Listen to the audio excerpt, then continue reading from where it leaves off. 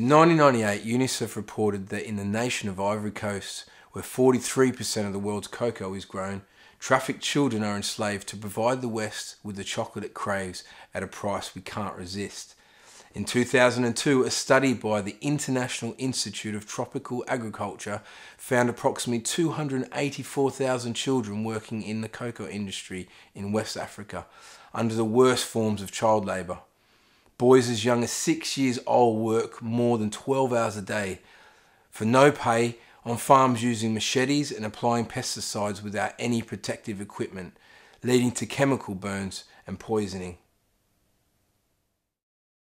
These children suffer from snake bites and burns and are often trapped by tree felling, and if they escape all of that, the heavy physical work and loads they carry lead to neck and spinal ailments, exhaustion, deformities and impairment of physical development. If they are fortunate enough to be paid, their salary is around $80 a year, and 88% of child workers have never attended school. Parents sell their children to traffickers believing that they will find work and then send their earnings home. But once separated from their families, children work long and hard to harvest cocoa pods for chocolate they'll never taste. These children don't even know what chocolate is.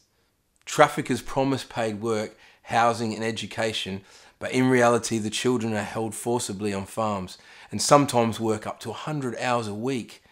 Trying to escape earns a severe beating, and it is unbelievable that they are trapped in slave labour in the 21st century. Though the chocolate industry acknowledges the problem, they have failed to respond with any significant change. Chocolate manufacturers say they are not responsible for the conditions on the cocoa plantations as they don't own them. How convenient. But just two firms, Hershey's and M&M's Mars, control 2/3 of the 16 billion North American chocolate market. If Starbucks can deal with the conditions on the coffee plantation, surely these two mega corporations can protect children's rights rather than washing their hands of the problem because of the complex supply chain. Child labour is not a PR problem, it's a terrifying threat to humanity. So what can you do? Consumers tend to forget the power of our spending. The big chocolate companies could not survive without our dollars.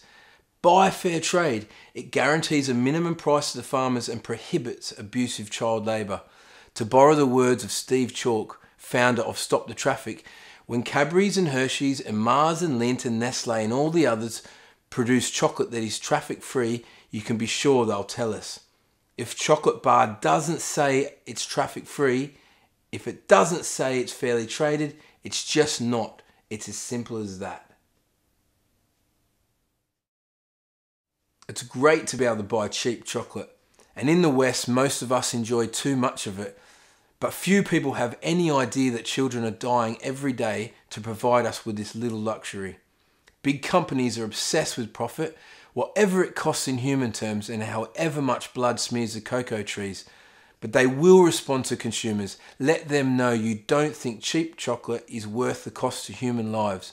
When society responded to William Wilberforce and boycotted sugar, the slave trade was brought to its knees. When I tell people about this, they say, I don't care, or I don't like Fairtrade chocolate.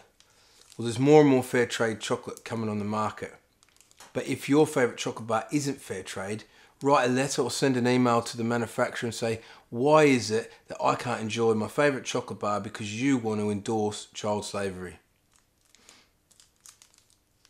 Enjoy your chocolate, but think about where it comes from, because even if you ignore the facts, you are responsible.